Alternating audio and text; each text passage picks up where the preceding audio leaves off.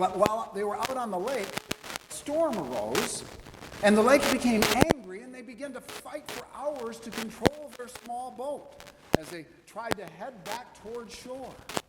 And then they hit a sandbar, and the boat stuck and tipped over. And as they fell into the icy water, one of them grabbed a life preserver. And the waves bounced them back and forth as they shared that life preserver, and they're kicking their feet, swimming with all their strength to reach the shore alive before hypothermia set in.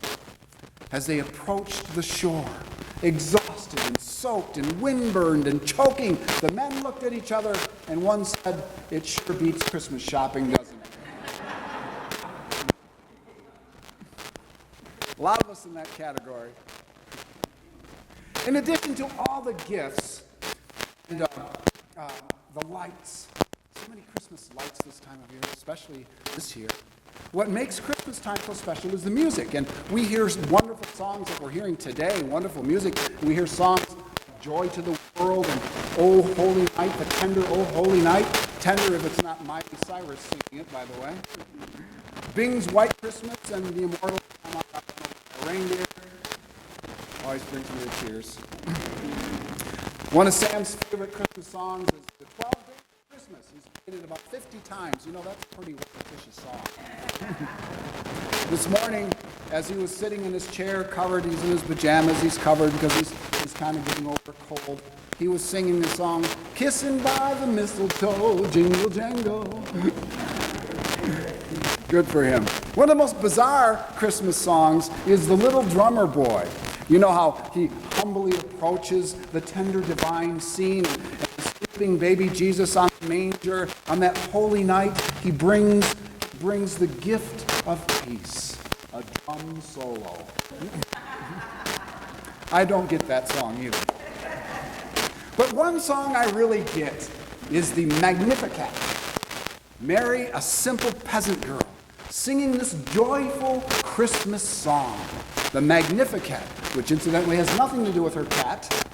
The Magnificat is a Latin word meaning to magnify, to make bigger. Mary is magnifying God, praising the bigness of God in her song and in her life. You see, Christians tend to do that. We talk about what is big in our lives. It can be sports, it can be work, it can be our grandkids, or it can be God. What do you talk about a lot? Out of the four Gospels, Luke is certainly the most musical. There's Mary's song, there's the Benedictus, there's the Gloria, all joyful songs, the Nunc Dimittis, all ancient hymns of the church. The Magnificat has been in church services ever since the 6th century, over 1,000 years. Bach, Purcell, Vivaldi, Mozart, Schubert, all have set that music, all that text to music, just to name a few. I really loved today's version of it too. Mary visited her cousin Elizabeth, and the baby is John the Baptist in Elizabeth's womb. And John doesn't just kick, he leaps. And Mary, who knew about Elizabeth's pregnancy because of the angel's message to her, praises God, as will the wise men one day and the shepherds in their fields watching the flocks by night, bright star. So we have angels in our Christmas story, we have dreams, and we have prophecies like the one that we heard from Micah, and a star, and more angels, and we have weeping.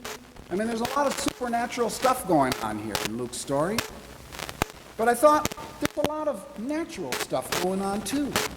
There's the long, hard trip that Mary and Joseph made, not in a Hummer, but on a donkey.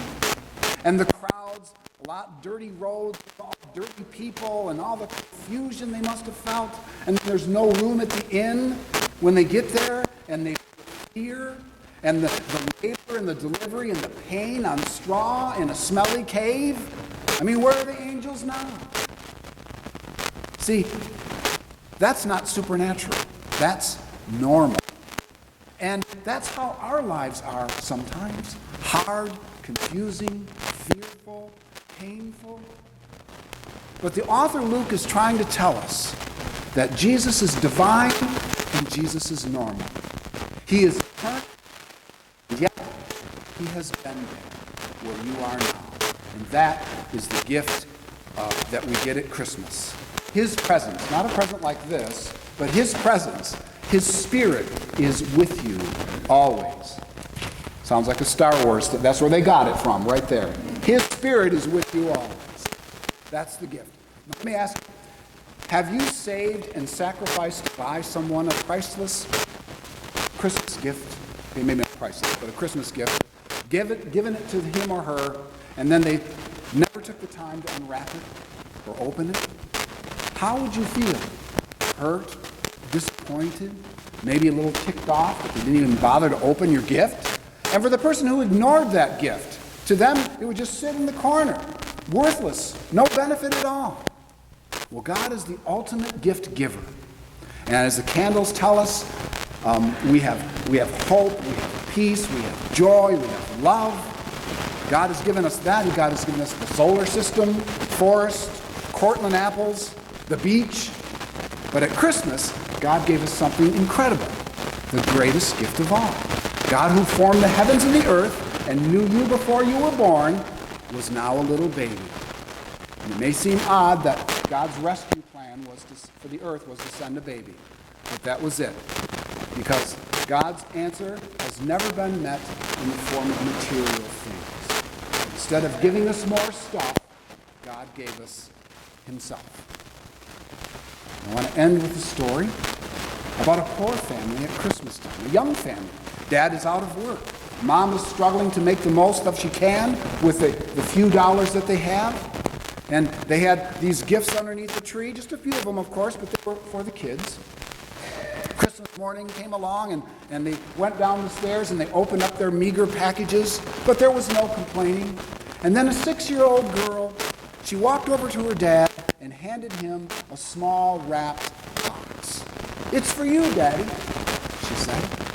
Dad looked at her bright face and slowly peeled the golden wrapping paper away and opened the lid of the box and looked inside and saw nothing. Nothing! He sarcastically remarked, "Nothing?" And Mom immediately joined in and said, "It's not very nice to give empty boxes as gifts." The girl said, "But it's not empty." She looked at her dad and she explained, "Last night I blew kisses in this box until it was full." And immediately it dawned upon Dad, dear old Dad, what a precious, priceless gift it was that sat in a box on his lap. It was the gift of his daughter's love. And it made Dad feel like a million bucks. So it's right in your lap this Christmas. The bigness of God, the love of God, wrapped up in Jesus.